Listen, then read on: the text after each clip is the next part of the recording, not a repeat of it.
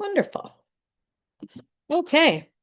And apologies if you hear a little puppy in the background who occasionally likes to make himself known. Okay, great. Thank you all so much for joining. Enough. Sorry. Thank you all so much for taking the time tonight to join us.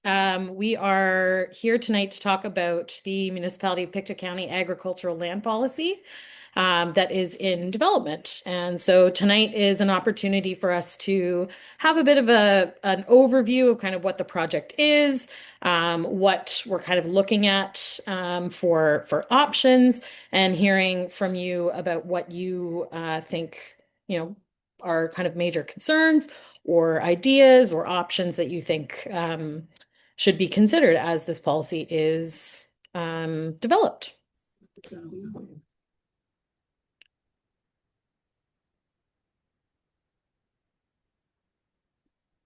So a little bit about us. Those of you who engaged during the Imagine MOPC project, which was the development of the planning documents, the first ever planning documents for Pictou County, would have met part of our team during that project over the last couple of years. So our company is called Upland Planning and Design Studio. We're based in Halifax. And we work across Atlantic Canada doing everything from land use planning to active transportation, parks and trails planning, all kinds of different things. So we are really happy to be working again with the municipality to develop these agricultural lands policies. So just a quick little snapshot. Agriculture in Pictou County is obviously, a big industry, and there's a lot of agricultural land within the county. So according to stats from the Department of Agriculture, there's 145,000 hectares of land in Pictou County that's considered suitable for agriculture. And approximately 18,000 of those hectares are currently being farmed. So there's about 201 active farming operations, and those include everything from cattle to fruit, nut tree, and vegetable farms. In Pictou County, there are a number of different types of soils, and we'll kind of get into a little bit more of the background around this in a moment, and I'll show you some maps and things like that.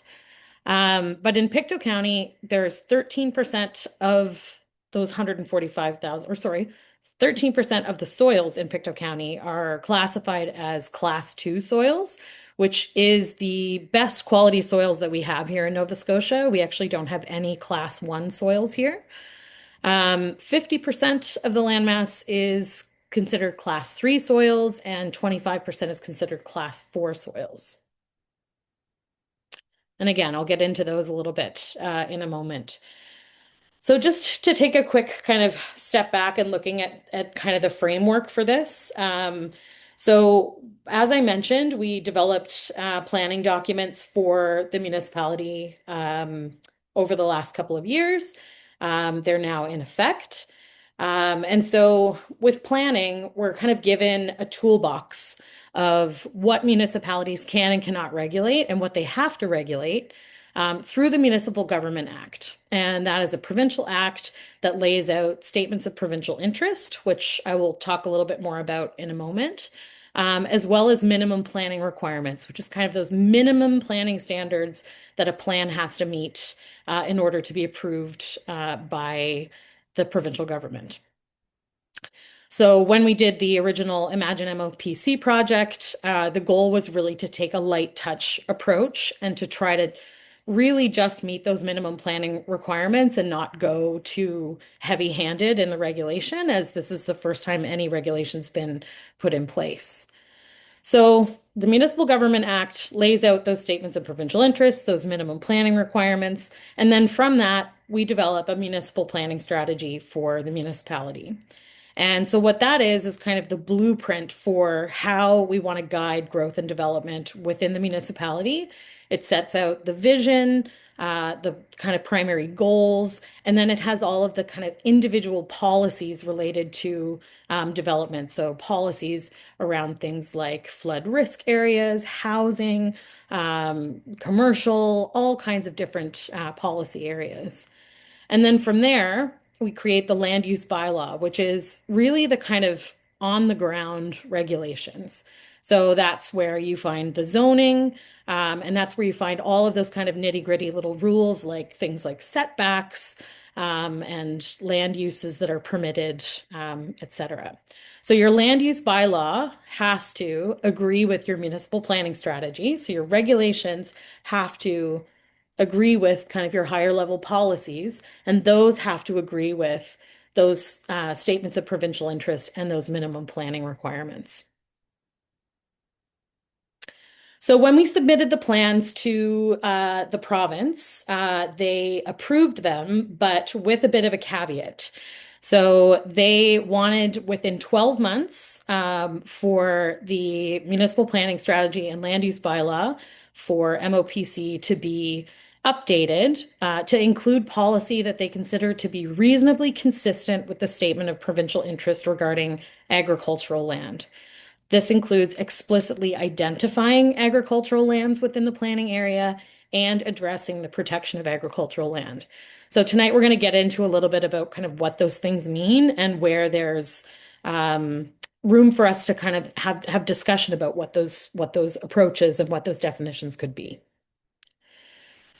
So those statements of provincial interest are really around elements of life that are considered to be the public good.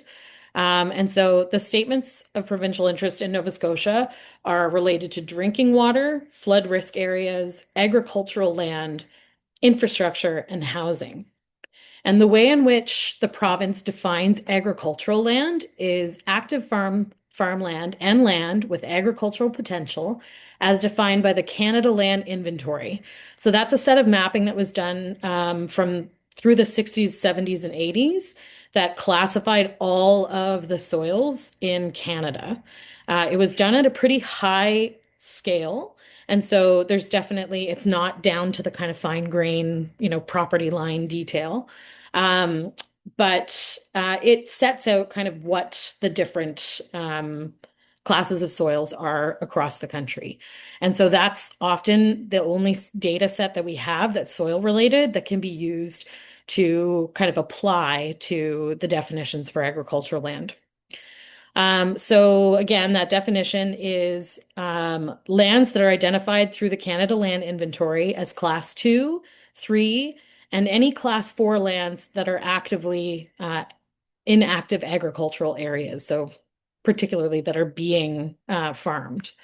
It also includes specialty croplands because we know that things like blueberries grow on what would be normally considered poor soils, and dike lands as well that are suitable for commercial agricultural operations are also within the definition. So here's a map of Pictou County that shows the Canada Land Inventory soil classification. And this is kind of following that definition that we just talked about. You can see the dark green on the map is the Class 2 soils that are located within the county. The lighter green are Class 3 soils. And that kind of light, very light green, kind of beige color are the Class 4 soils.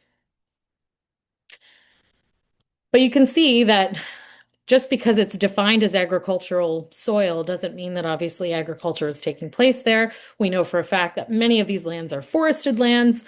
And so this map shows where active agricultural activity is taking place within Pictou County. So you can kind of see there's a pretty major difference between what the what the land soil classification says, and what's actively being farmed currently. So the goal of that statement of provincial interest is to protect agricultural land for the development of a viable and sustainable agriculture and food industry. So essentially, it's, as we know, with agricultural land, with good soil, it takes a very, very long time for that soil to develop. And it's not necessarily a renewable resource. Like I said, it takes a very long time for it to regenerate. And so we do have to kind of think about our good agricultural soils to kind of think about the importance of our food sovereignty or our food security in the long term. So the preservations of agricultural lands is important to the future of Nova Scotians. It's being lost quite a bit to non-agricultural development. I was reading from the Nova Scotia Federation of Agriculture that between 2001 and 2022, 28% of agricultural lands in Nova Scotia have been lost. And a lot of that has to do with things like development pressures. There are also a lot of land use conflicts that can happen between agricultural and non-agricultural land uses, as we're particularly seeing in areas where we're seeing a lot of kind of rapid residential development in traditionally agricultural areas. So the statement applies to all active agricultural land and land with agricultural potential in the province. So there's a few provisions that they identify. One of them is that planning documents must identify agricultural lands within the planning area. So that's one thing that we have to do through this exercise is show what we consider to be the agricultural lands within Pictou County. Provision 3 states that existing land use patterns, economic condition, and location and size of agricultural holdings means that not all areas can be protected for food production. So, for example, when agricultural land, or that falls into that definition that the province has laid out, is located within an urban area, obviously it's not going to be used for agricultural purposes, especially in areas that are serviced where we have things like sewer and water. Um, it's not the best use necessarily of the land in those more urban areas. And so there are situations where agricultural lands are kind of not considered useful for that purpose and fall into different zones. So in these cases, planning documents must address the reasons why agricultural lands cannot be protected for agricultural use, and where possible, non-agricultural development should be directed to the lands with the lowest agricultural value. So we have done some mapping just based off of, okay, this is the definition that the province gives us of what agricultural lands are. And so this map shows basically all of the land that exists within the county that could be a proposed agricultural area. So we do have copies of the fact sheets available on the project website as well, if you want to kind of look at these a little bit more in depth. But really what option A is showing here is, so this is the option that covers obviously the largest area, and it consists of lands that are both currently zoned rural general, which is the G1 zone, or rural mixed use, which is the G2 zone. So the current G1 and G2 zones are intended to recognize the wide mix of land uses that are found in rural unserviced areas. So rural communities that don't have sewer or water service.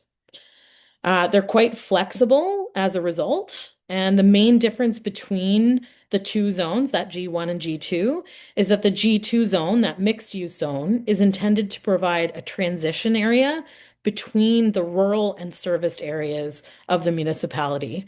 So it prohibits intensive uses like industrial uses and mineral related uses, because those are kind of they fall within these transition areas of urban zones. So that's what we have as kind of option A as like a definition of agricultural area. This one here, you'll see the slight difference and you'll kind of notice mostly around the towns, essentially. So option B, this option excludes the rural mixed use zone. So that takes out that G2 zone areas and recognizes that these areas are the transition to denser, more urban communities in the municipality. But this approach also means that there would be higher class soils that would be potentially excluded from the definition of the agricultural area, such as like primarily the class 2 soils that are found around Scottsburn and Hardwood Mill. And then we did another exercise just because in past projects, there's been some conversation around whether or not agricultural lands directly next to the road, because that's where most people want to do subdivision and development is along the road. So we did do a version of the map, option C, and this option builds off of that first option, option A, and explores what it would look like if all of the areas along the road, in this case, we've applied a 200-meter buffer, were excluded from the agricultural area. So an approach like this could remain flexible to development along the roads, while protecting backlands for agricultural purposes. However, it does lead to significantly more fragmented agricultural lands, as you can see, and I'll kind of shuffle back to that option A. It really does kind of create a much more fragmented area. So some of the additional provisions that kind of we need to consider here is that giving priority to uses like agriculture, agriculture-related uses that do not eliminate the possibility of using the land for agricultural purposes. So, for instance, we often will exclude something like auto body shops or gas stations or things like that from what, in some cases is called an agriculture potential zone. We'll talk a little bit more about what the approach could be for Pictou. But generally speaking, we try to leave out any uses that could have the potential for soil contamination. Non-agricultural uses should be balanced against the need to preserve agricultural land. Provision 2B there mentions that there's the possibility of limiting the number of lots within that agricultural area. So too many lots can encourage that non-agricultural development. And as I kind of talked about earlier, with that stat about losing 28% of the agricultural land in Nova Scotia already in only a 20-year span, we're losing a lot of that to rapid housing development, especially as we've seen some population growth in some areas.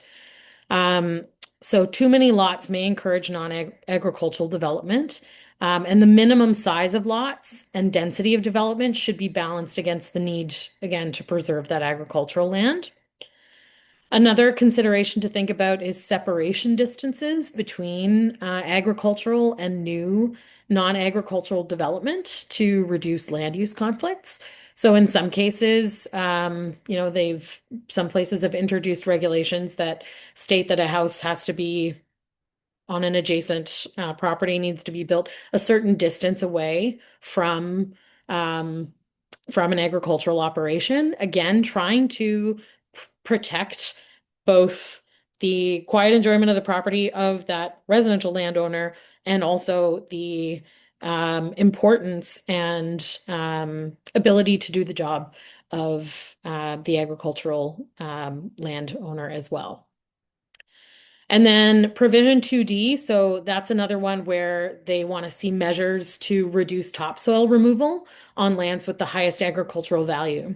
So the new planning documents for MOPC actually already regulate this.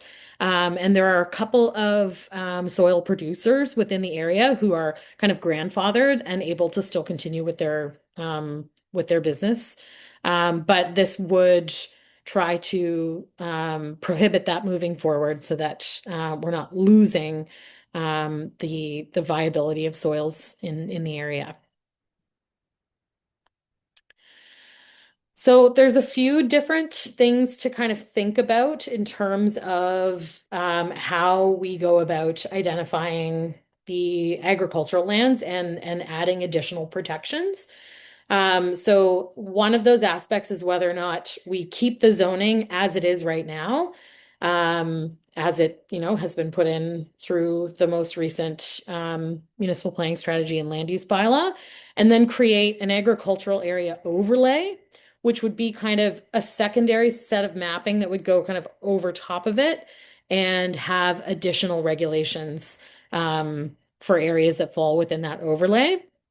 The other option, because that can end up being confusing for people to say, oh my gosh, okay, I have to learn the regulations associated with the zone, but now I also have to then, on top of that, have this additional set of regulations to consider. It can cause some confusion for people. So in other cases, the approach is to just change the zone and create a new zone. For instance, in parts of, for instance, Antigonish County, we did some planning for them over the last couple of years and introduced an agriculture potential zone. And that just basically signals to people that you are in an area with agricultural land uses, and if you are a person moving in to build a home in this area, that you can expect there to be smells and tractors on the road and all kinds of different things. Um, it does place some limitations on the zone or on what can be done on that land. Again, kind of reducing the amount of uses that can potentially contaminate soil. Um, and then it also can have some impacts on the ability to subdivide too many lots, again, to prevent that fracturing of the agricultural lands. So that's one thing that needs to be considered through this process of whether or not we want to do an overlay zone or actually just create a new zone entirely.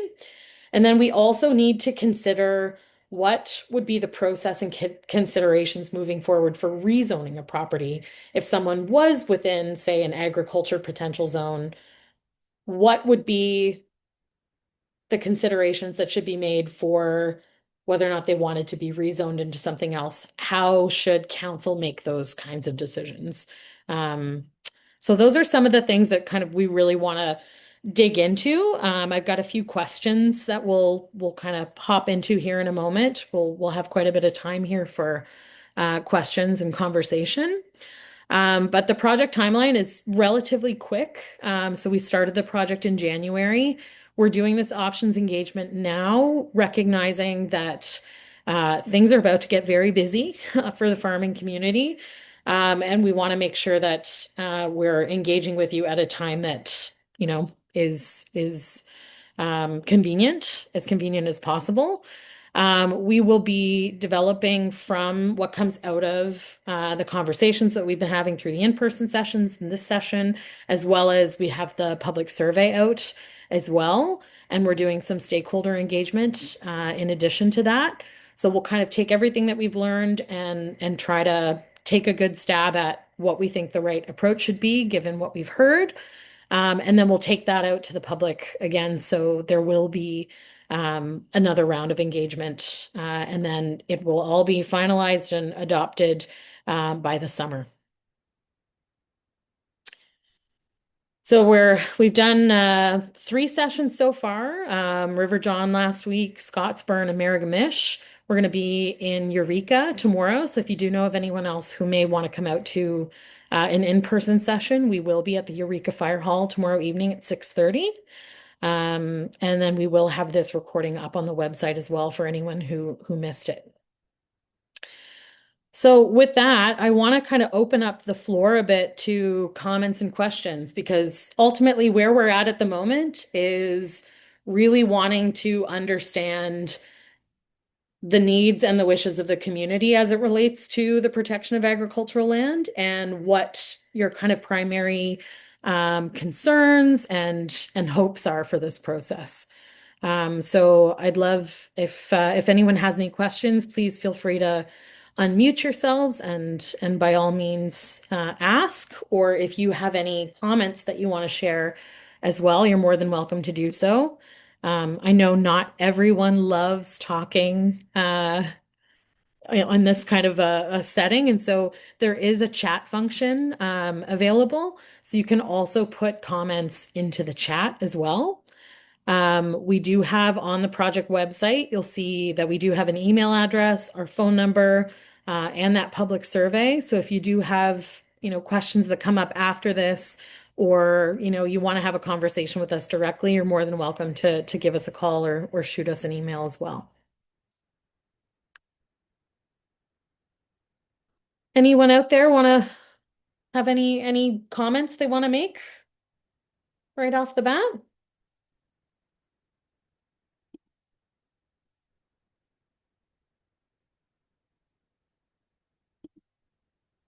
Any questions about the content of the presentation so far?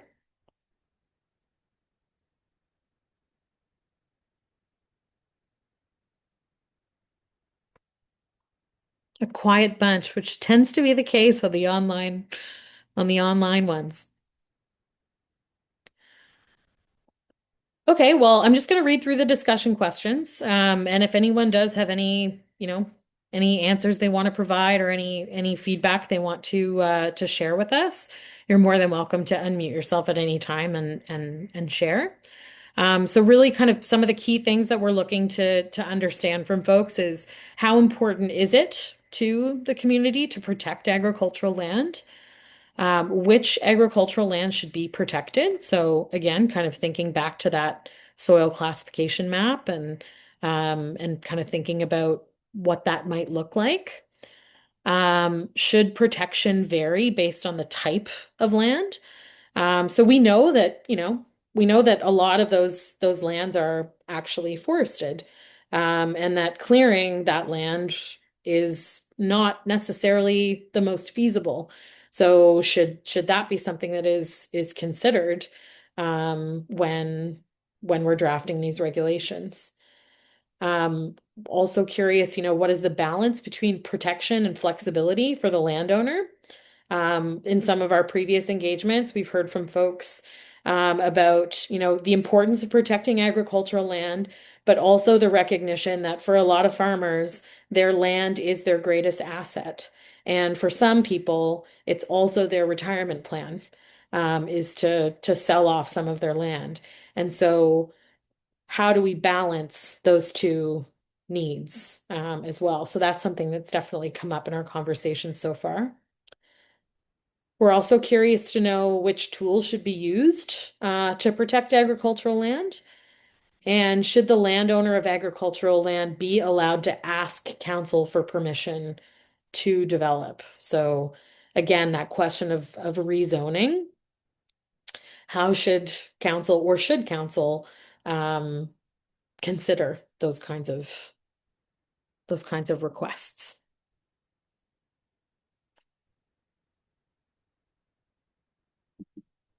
Anyone? Or are we going to be a quiet bunch tonight?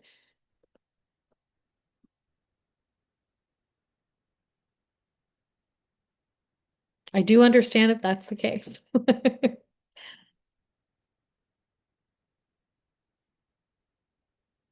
So I will just plug our survey. We do have the survey available on the project website, which is speakupland.ca/pictou-county-agriculture. And that'll be available until the end of day on March the 8th, which is like end of day Sunday. And we're really hoping that as many folks as possible will share their perspectives with us, either by taking the survey again, if there's if you've got specific questions or want to talk directly to the team. Our contact information is available on that website as well, and you're more than welcome to reach out to us.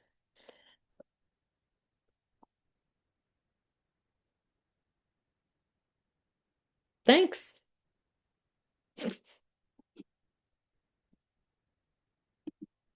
I'm going to stop the recording.